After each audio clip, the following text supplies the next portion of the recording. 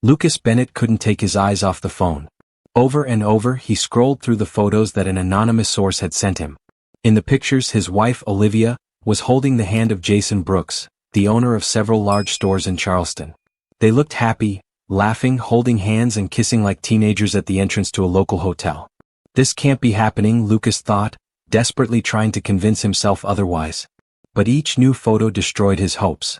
His heart was constricted, as if someone was pressing on him with an iron grip, depriving him of breath. He leaned back in his small but cozy living room, his gaze fixed on the photo of their wedding on the shelf. Olivia, radiant in her white dress, stood next to him, both filled with hope and love. It seemed like an eternity then. Suddenly the phone rang. It was his colleague, a doctor from the emergency department. Lucas was supposed to be on shift in 2 hours. He looked at the screen but did not answer. The whole world seemed to freeze, leaving him alone to struggle with the painful truth. Lucas got up, went into the kitchen and poured himself a glass of water. He needed to pull himself together. Maybe this is a mistake? Maybe someone wants to harm their family? But the more he thought about it, the less convincing these assumptions seemed. He picked up the phone, his fingers hovering over Olivia's number, but he didn't dare. What will he say? Will he arrange a debriefing? Will he ask if these photos are real? He wasn't ready for her answer, whatever it was. Suddenly the front door opened and Lucas jumped. It was Olivia. She returned earlier than usual. She usually stayed late at work, but today she was home at 6. She came in with her usual smile, carrying bags of groceries. The sight of her acting so normally was almost unbearable. "Hello, dear," she said with a forced smile, trying to create a relaxed atmosphere. "I thought we could cook something together today. Don't you have a day off?" Lucas was sitting at the table, his gaze heavy and fixed as if he was studying her through a thick glass. "Has something happened?" Her voice became quieter, she carefully put the bags on the table, feeling the tension in the air. "Yes, it happened," he replied coldly, every letter of his words sounding like hot metal. Olivia froze, her hands tightening on the handles of the bag. She looked at him, but immediately looked away, her breathing became faster. "What are you talking about? What is it?" she asked with a tremor in her voice, trying to hide her fear behind a slight smile that looked more like a grimace. "Don't make a fool of me." Lucas slammed his palm on the table, his voice getting louder and sharper. "I know everything, Olivia. I know about you and Jason." Her face paled instantly. She tried to say something, but only unintelligible sounds came out of her mouth. "You. What do you mean by that?" Her voice trembled like an autumn leaf in the wind. "Don't start this damn game," he shouted, his voice cutting through the air like a knife. "Do you think I'm an idiot? That I don't see you lying to me, looking straight into my eyes?" "Lucas, please, this is a misunderstanding," she whispered, her hands nervously tugging at the hem of her dress. "It's not what you think." "Oh really?" He grinned sarcastically and took his phone out of his pocket. "Then what is it?" He quickly flipped through a few photos, then put the phone on the table in front of her. There was a series of pictures on the screen. Olivia and Jason sitting close to each other in a restaurant, his hand gently resting on her hip. In another photo, they leave the restaurant and he kisses her on the corner of her lips, and her face reflects a smile full of hidden happiness. These pictures were too eloquent to leave room for doubt. Her eyes filled with tears and she covered her mouth with her hand, as if it could contain her panic.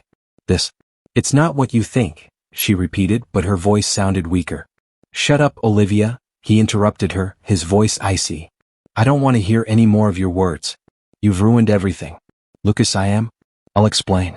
Olivia tried to reach out, but he pulled away as if her touch might burn him. "No. You've already explained everything. By your actions.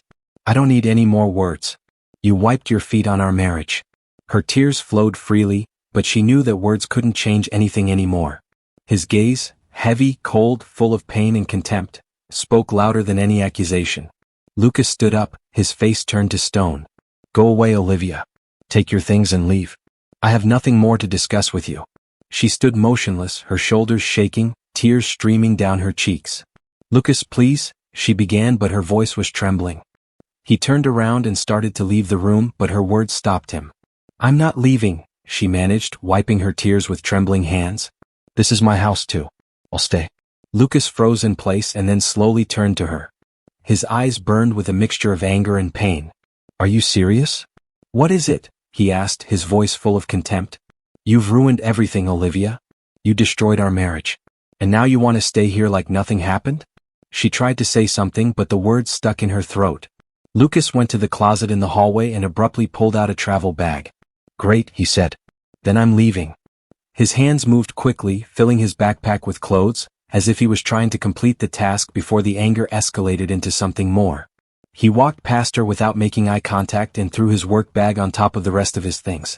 "You can't just leave," she said softly, her voice almost pleading. Lucas stopped at the threshold of the bedroom, his back straightened.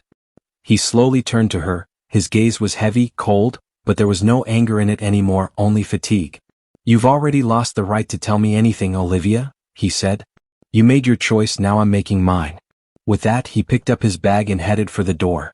Olivia took a step forward, but something in his expression made her freeze. "Lucas, please," she whispered, but he didn't even turn around. On the threshold of the house, he stopped for a moment, inhaled the cold evening air and looked at his motorcycle parked by the path. He put his backpack next to it and took the keys out of his pocket. Putting on his helmet, he took one last look at the house that had once been his refuge. Olivia was standing by the window looking at his motorcycle. Her hands pressed against the glass, but she knew he wouldn't come back. "Goodbye, Olivia," he said softly, putting on his helmet, starting the engine and driving off. The roar of the engine echoed down the night street, drowning out the remnants of doubt in his head. Lucas couldn't believe what had just happened. His hands were shaking and his chest was empty, but the roar of the engine drowned out any remaining doubts. He had a backpack on his shoulders, a pair of replacement t-shirts, a warm jacket, a road map and some cash inside. All he needed at that moment was freedom. Lucas pulled out onto the road. The air was cool with a hint of early morning, and his thoughts were finally starting to clear. The city of Charleston was left behind in an hour. He was moving north, to where the roads led him to something new, unknown. His first stop was a small town in North Carolina. Lucas saw an old diner, parked his motorcycle at the entrance and went inside. The atmosphere was simple and cozy, the smell of fresh coffee mixed with the aroma of fried bacon. An elderly waitress with the name Linda on her badge smiled warmly at him as he took a seat by the window. "What do you want, dear?" "What is it?" she asked. "Coffee." "Black, please," Lucas replied with a tired smile. The coffee was hot, and its bitterness seemed to wash away some of the pain that haunted Lucas. After taking another sip, he took out his phone. He wanted to write to someone, maybe even Olivia, but he knew it wouldn't bring relief. Instead, he opened the map and started looking for routes that could take him further. After that, he got back on his motorcycle and headed towards the Blue Ridge, a mountain range known for its winding roads and picturesque views. By noon, he had reached the first of the observation posts.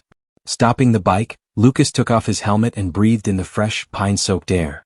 In front of him was a view of endless forests and mountains stretching to the horizon. After spending several hours on the road, he reached a small motel at the foot of the mountains. The motel looked old but well-maintained, red shutters, a wooden porch with a pair of rocking chairs. The owner, a man in his 60s, greeted him amiably. "Do you need a bed for the night?" "What is it?" he asked, looking at the motorcycle. "Yes, one night," Lucas replied. The room was simple but clean, a bed, a small table and a window overlooking the road. Lucas threw his backpack on the bed, sat on the edge and closed his eyes. His thoughts went back to Olivia. Her smile, her voice, it all seemed so far away but painfully familiar. He knew he had to let go of those memories, but he couldn't yet. The next morning he woke up with the first rays of the sun. His journey continued. Lucas drove through several villages, stopping at a roadside stall for fresh fruit. The shopkeeper, an elderly man with a thick mustache, started a conversation. "How far are you going?" "What is it?" he asked, handing over a bag of apples. "I'm just going wherever I want," Lucas answered honestly. "Sometimes it's the best way to find what's lost," the man said, as if looking into his soul. Lucas thanked him and continued on his way. He drove slowly to a small workshop on the outskirts of Newfoundland. His motorcycle, covered with a layer of road dust, needed repair after a long trip. The sign above the workshop entrance looked faded, but the doors were open and the hum of running equipment could be heard from inside. Lucas turned off the engine and took off his helmet, running his hand over his sweaty forehead. The workshop smelled of oil and metal. An elderly man with a thick gray mustache was standing behind the counter, reading a newspaper. He looked up and nodded at Lucas. "How can I help you?" he asked. "It looks like I have a problem with the chain," Lucas replied, "and if possible, check the clutch. It looks like it's getting tighter." The man looked at the motorcycle and nodded approvingly. "Honda Africa Twin, an excellent choice. A good bike, reliable." We will fix it quickly. Leave him here, you can rest in the waiting area for now. Lucas went to a small corner with a sofa and a coffee machine. He sat down, took out his phone and started scrolling through photos from his trip. Something bright flashed by the window, a red motorcycle that pulled into the parking lot. The driver, a tall girl in a leather jacket, took off her helmet, and Lucas noticed her blonde hair cascading over her shoulders. The girl entered the workshop with a confident gait. Her face was slightly tired, but there was a lively interest in her eyes. She turned to the owner of the workshop with a slight German accent. I have a punctured tire. Can you fix it? Of course, but it will have to wait. I already have one client here, the foreman replied, pointing at Lucas. She turned her head in his direction and smiled. I think we're in the same boat, she said, approaching. Are you stuck too? Lucas nodded, raising his hand slightly in a gesture of greeting. Chain and clutch. The road was too rough. And you? A punctured tire. I saw a workshop here and decided to stop by. She sat down opposite. My name is Hannah. Hannah Walker. Lucas Bennett, he replied, shaking her hand. You're from Germany, right? Yes. I have been traveling to different countries for almost 2 years now. Are you a local? No, I'm from Charleston. But now, he shrugged his shoulders, I'm just going wherever I want. Hannah laughed. It looks like we have similar routes. I'm heading towards the reserves on the East Coast. The conversation flowed easily as if they had known each other for a long time. Hannah said that she started her journey in Europe, crossed the Atlantic on a cargo ship and is now exploring North America. Her motorcycle, a bright and well-groomed BMW GS, looked like a vehicle for long adventures. And what are you looking for on these trips?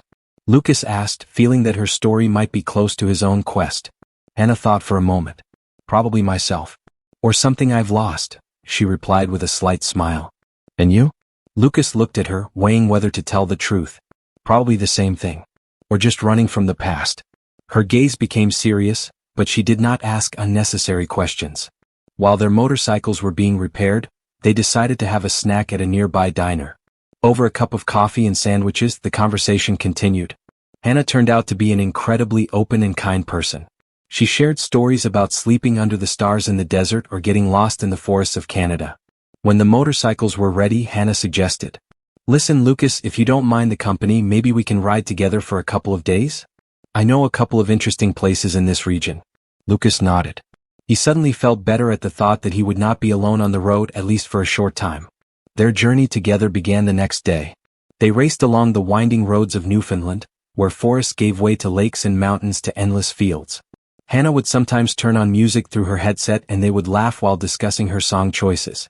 In the evening, stopping by the campfire on the riverbank, Hannah threw a couple of dry twigs on the fire. The flames came alive, illuminating their faces with a warm light. They sat in silence, listening to the water gurgling and leaves rustling nearby. Hannah suddenly broke the silence. Have you ever thought about moving on? For example, to Africa? Lucas raised his eyebrows, taken aback by her question. Africa? I never thought that I would be able to make such a trip. It's a whole other world. Hannah smiled, her eyes alight with enthusiasm. It's easier than it seems. I've been planning everything for a long time. I have routes, documents and even contacts in Morocco. After America, I'm just going to go there. If you want, join us. I think it will be unforgettable. Lucas glanced at the fire and then at the night sky. The stars seemed to brighten as if they supported Hannah's idea. Can you really just take off and go? What is it? He asked, trying to imagine himself in her place. It requires not only courage but also preparation. What if something goes wrong? Hannah shrugged, but there was confidence in her voice. Something always goes wrong on the way. It's part of the adventure. The main thing is not to be afraid of changes. You know, I once had to spend the night in a car in the middle of the desert in Namibia because I lost my car keys. At the time, I thought it was a disaster, but in the morning I realized that this experience was one of the best in my life. Lucas laughed, imagining her sitting in a car under a deserted, starry sky. Aren't you afraid? He continued. New countries, unfamiliar people. Hannah nodded, but there was stubbornness in her smile. Of course I'm afraid. But fear is normal. The main thing is not to let him control you. Every time I'm scared, I think about how much I might miss if I stop. Lucas thought about it, looking at the stars. Her words left a deep mark. He hadn't felt anything but the weight of his memories for a long time. Perhaps this journey will be the beginning of something new for him. Tell me, did you always know that you wanted to travel? What is it? He asked, adding a few more branches to the fire. Hannah was silent for a moment as if thinking. No, she finally replied. It came to me after an event. I worked in an office, sat at a desk like an ordinary person. And then one day I realized that this life doesn't suit me. I bought a motorcycle, sold everything I didn't need and left. I haven't stopped since. Lucas looked at her, feeling a strange respect. She was a person who knew what she wanted and wasn't afraid to take it. Her words sounded like a challenge, not only to the world but to him as well. What if I go with you anyway? What is it? He asked softly. Hannah smiled. Then you will experience an adventure that you will never forget. The engines of their motorcycles rumbled in unison as Lucas and Hannah crossed the border into Morocco. The wind, filled with the scent of spices and sand, enveloped them like a greeting to a new world. This moment was like a transition to another reality for Lucas, where the past seemed distant and insignificant. The first stop was Tangier, a city that Hannah described as the gateway to Africa. The narrow streets of the old town were filled with noise and life. Vendors in the markets shouted their offers, the scent of fresh mint mixed with the smells of street food. Lucas watched with interest the busy merchants and children playing in the shade of the ancient buildings. This place is incredible, he said, taking off his helmet. I've never seen anything like it. Hannah smiled as she handed him a bottle of water. This is just the beginning. Africa is a kaleidoscope. The further we go, the more amazing we will see. After spending the night in a small riad with terracotta walls and sea views, where Lucas and Hannah spent the evening enjoying dinner on the terrace, they discussed their plans, shared memories of previous trips and built dreams of new routes. After dinner, they retired to a cozy room filled with the soft light of a table lamp and the sounds of the distant sea. The night turned into a magical time. They enjoyed each other, talking, laughing, and their touch became an expression of warmth and trust. These moments seemed infinitely important to both of them, as if the whole world was disappearing outside this room. By morning, their bond had become even stronger, creating the feeling that they had known each other all their lives. The next morning they headed inland. The landscapes changed by the hour. Plains gave way to hills and deserted roads led to green oases. Their motorcycles, loaded with supplies of water and fuel, coped with every challenge. On the third day of the journey they reached Fez, a city with a rich history and culture. Hannah insisted on visiting the Medina, one of the oldest markets in the world. There, among the maze of narrow streets, Lucas felt for the first time how he was immersed in local life. They tasted fresh hummus, washed down with sweet mint tea, and bought a couple of painted plates from a local craftsman. Have you ever noticed, Hannah began, looking at the crowd, how people live in the present here? They don't think about tomorrow, they enjoy the moment. Lucas nodded. Her words resonated in his heart. He began to realize that he had been trapped in his thoughts about the past for too long. But Africa was not only beautiful but also demanding. Their path led through arid regions where the heat was unbearable and the roads became increasingly difficult. One day, in the middle of the route between Marrakesh and Ouarzazate, Lucas broke the rear axle of his motorcycle. He spent 2 hours trying to fix it while Hannah unfolded the tent to get out of the sun. Can you handle it? She shouted, peering out of the shadows. Of course, Lucas muttered, wiping sweat from his forehead. Unless this bolt decides to break completely. Despite the difficulties, they overcame the breakdown together and continued on their way. This situation has only brought them closer together. Lucas noticed how Hannah began to look at him with a new warmth in her eyes, as if she saw in him someone she had known for a long time. He couldn't help but notice how her voice became softer and her smile became warmer. These glances, brief but so full of meaning, awakened in him a feeling that he had not experienced for many years. In the evening, sitting by the campfire, their eyes met again, and at that moment the silence between them spoke more than words. Later they stayed in a small hotel where the night was spent in warmth and intimacy. They enjoyed each other, their conversations interspersed with laughter, and touching reminded them how important it is to feel the warmth of another person. That night brought them even closer, leaving indelible memories. Do you know what the most amazing thing is? Hannah said, looking at the stars. Every obstacle makes us stronger. I'm sure you feel it too. Lucas couldn't disagree more. Traveling with Hannah has become more than just a road for him. It was a way to rediscover yourself. The culmination of their trip was a visit to the city of Essaouira. This port city with white houses and bright shutters became an oasis for them among all the adventures. After a busy day full of impressions, they stayed in a cozy hotel on the waterfront. The night was spent in peace and warmth, where they could relax and enjoy each other's company. Their conversations lasted well into the night, gradually turning into moments filled with trust and intimacy that brought them even closer. Hannah persuaded Lucas to try kitesurfing, and despite his resistance, he agreed. "Are you making fun of me?" he shouted, falling into the water. "You agreed to it yourself." Hannah replied, laughing, steering her sail. Their laughter echoed over the water, mixing with the sound of the wind. In the evening, Hannah sat on the balcony, admiring the sunset. Lucas joined her with a glass of wine, his gaze focused on the endless waves. "Did you ever think you'd end up here?" "What is it?" he asked, smiling slightly. Hannah looked at him, her eyes shining with the reflection of the sunset. "Never. But this place feels right. It's like everything we've been through has brought us here." They were silent, enjoying the sounds of the sea. Lucas was overwhelmed with emotion. The journey helped him let go of the pain of the past and see that he was capable of a new life. Hannah became a part of this life, her energy and adventurous spirit infected him. Traveling through Africa not only opened up a new world for Lucas, but also allowed him to feel again that life can be bright and full of surprises. Hannah became not just a traveling companion for him, but also someone who inspired him to move forward. Meanwhile, his wife Olivia was sitting at the kitchen table in their empty apartment in Charleston. Her fingers nervously fiddled with the edge of an old photograph of her and Lucas smiling on the doorstep. Remembering how he had once picked her up in his arms, laughing at how they had forgotten the keys to the door, she felt her heart fill with longing. She knew she had made a mistake. No, not a mistake, a disaster. And the only person she needed right now was far away. Lucas's departure from the hospital and the subsequent trip became a topic of gossip in their circle. From them, Olivia learned that Lucas had returned from his long vacation. Now, sitting in her car outside Lucas's parents' house, Olivia was gathering her thoughts. She imagined how he would come out on the threshold, what his look would be, and whether she would have the courage to tell him and his parents everything. When the door opened, it wasn't Lucas standing in front of her, but his mother, Miriam. The woman looked at Olivia appraisingly, not trying to hide the coldness in her eyes. "What are you doing here, Olivia?" "What is it?" she asked dryly. "I came to talk to Lucas," Olivia said, barely able to keep the tremor out of her voice. "He's not here. And if you need to know, he doesn't want to see you," Miriam added, taking a step back as if she was about to close the door. Olivia spoke hurriedly. "Please, I know what I did. I just want to apologize. I have to explain myself." Miriam crossed her arms over her chest, showing no sympathy. "Explain myself? After everything? You betrayed him. You shouldn't come here." Olivia sighed, feeling Miriam's words pierce her, but she continued anyway. "I understand that you won't forgive me, but he needs to know that I'm sorry."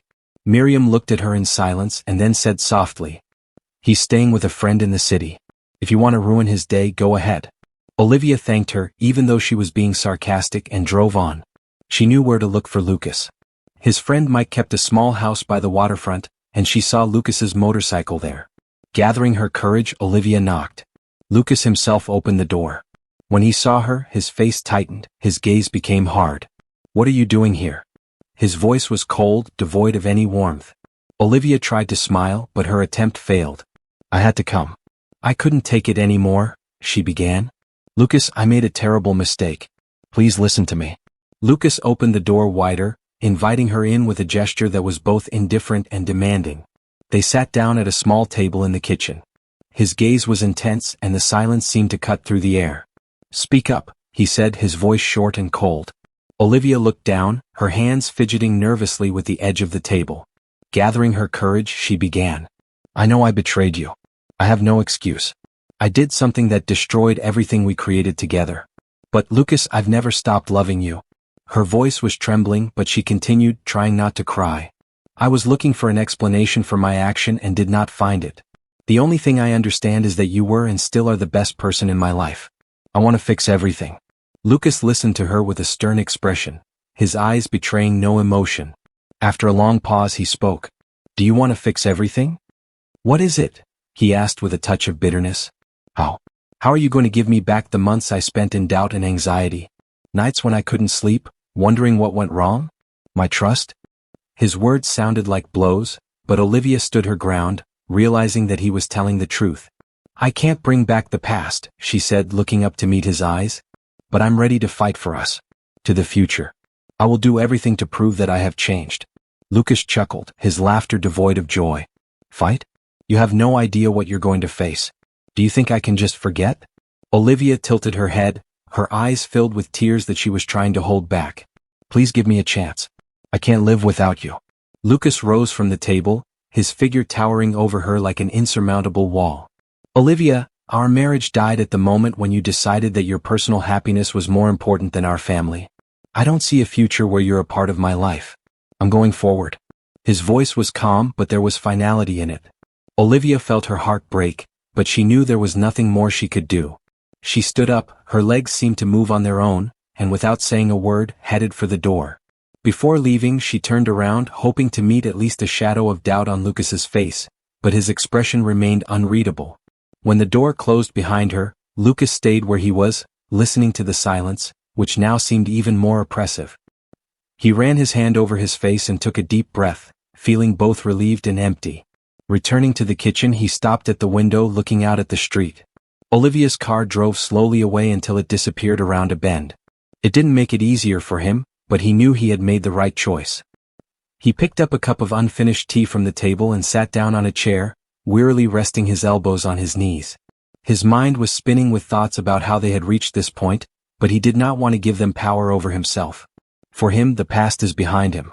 One evening, Lucas heard a knock on the door. He couldn't believe his eyes. Hannah was standing on the threshold. She looked composed, but there was a hint of hesitation in her gaze. He froze for a moment, not expecting to see her. He saw in her eyes not only uncertainty, but also sincerity, and without hesitation invited her in. From that moment on, Hannah stayed with him and their life together began to take shape. Morning breakfasts cooked together became a tradition for them, and long evenings of conversations were filled with warmth and a new understanding of each other. They discussed the future together, shared their dreams and made plans that were now common to them. Everyday life no longer seemed boring, it became the basis of their new life, creating a space to restore and strengthen their bond. A few days later, over morning coffee in the kitchen, Hannah put her hand on his, her face glowing with an inner light that he couldn't help but notice. She looked at him with a slight smile, but there was something more in her eyes, excitement mixed with joy. Lucas, she began, hesitating a little. We're going to have a baby. His heart stopped for a moment, and then began to beat so hard that he felt it in his ears. He looked at her, trying to figure out if he had misheard her. Are you serious? What is it? He asked, almost in a whisper. Hannah nodded, her smile widening. She took his hand and placed it on her stomach. Yes. I found out a few days ago. Emotions surged through Lucas in a wave, surprise, joy, fear, but most of all, a sense of a new beginning. He hugged her, their laughter and tears mingled in that moment. We'll manage, he said, looking into her eyes. We will do everything to make this child happy. A few months later, when Hannah could no longer hide her situation, the couple decided it was time to legitimize their relationship. The wedding took place in Berlin, in an old town hall with stained glass windows and carved wooden walls. It was a small celebration, only the closest friends and family. Hannah looked stunning in a simple white dress that accentuated her rounded stomach. Lucas, in a dark blue suit, couldn't take his eyes off her. When they exchanged rings, the hall was filled with applause. At that moment, Lucas realized that he had finally found what he had been looking for all his life. A home, a family, and a person with whom he was ready to go through any trials. After the wedding, they spent several days in Berlin, enjoying outdoor cafes, walks along the river Spree and cozy evenings together. But soon it was time to return. They decided to start a new life in Charleston, where Lucas bought a small house with a large garden, which was ideal for their future family. Furnishing the house turned out to be an exciting and tedious task. Hannah enthusiastically chose furniture and decor, paying special attention to the comfort of the children's room. She spent hours poring over catalogs, comparing the colors of wallpaper and furniture, while Lucas did the renovation and gardening. He set up a wooden swing in the backyard, imagining how their child would laugh while swinging on them. The house was filled with sounds, their laughter, jokes and quiet conversations about the future. Soon, the most important day of their lives came. Hannah gave birth to their first daughter, whom they named Lily. Lucas held her in his arms, feeling the tiny creature breathe, and his heart was filled with love that he had never experienced before. She's perfect, he whispered, looking at Hannah. Thank you for this miracle. The next few months were filled with caring for the newborn. The nights turned into an endless cycle of feeding and lulling, but neither Lucas nor Hannah complained. Every moment with Lily was a real treasure for them. 2 years later, Lily had a younger sister, Emma. Their house was filled with children's laughter and the patter of little feet. Every morning began with chaos, breakfasts, toys, open windows through which the warm sea air flew in. But this chaos was beautiful because it was theirs. Hannah loved watching Lucas play with the girls in the backyard, building houses out of branches for them or having races with toy cars. Lucas found a job at a local clinic where his medical skills were highly appreciated. He also began teaching at a medical university, passing on his experience to young professionals. His patients respected him for his patience and sincere care. Hannah, despite being busy with the children, was able to complete her travel book, which quickly became popular. Her stories about how important it is to find yourself on the road have inspired thousands of readers. In their free time, they often had family picnics on the riverbank, and in the evenings they read fairy tales to the girls. Hannah smiled as Lily and Emma, mesmerized by Lucas's voice, hugged their toys, falling asleep to his stories. One evening when the girls were already asleep, Lucas and Hannah were sitting on the terrace, enjoying the silence. Their garden spread out in front of them, illuminated by the soft light of lanterns. Hannah was holding Lucas's hand, her head resting on his shoulder. "Are you happy?" "What is it?" she asked softly. Lucas looked at her, his eyes glowing with warmth. "Yes. I think that's what happiness is, to be here with you with our girls. I can't imagine a better life. Do you know that all this is thanks to you?" "What is it?" she asked, her voice soft but confident. "You gave me a home, a family and faith in the future." He smiled, giving her hand a little squeeze. "And you gave it to me all over again. You showed me that I can be happy again." They sat in silence, listening to the chirping of the cicadas and feeling that they had everything they needed. It was a new chapter in their lives, full of love, laughter and promises for the future. Their home became a place where love grew every day, filling their lives with meaning and joy. And that's where today's story ends. Thank you for watching to the end. If you enjoyed it, don't forget to like and comment. We'd love to discuss this story with you. See you in the next video.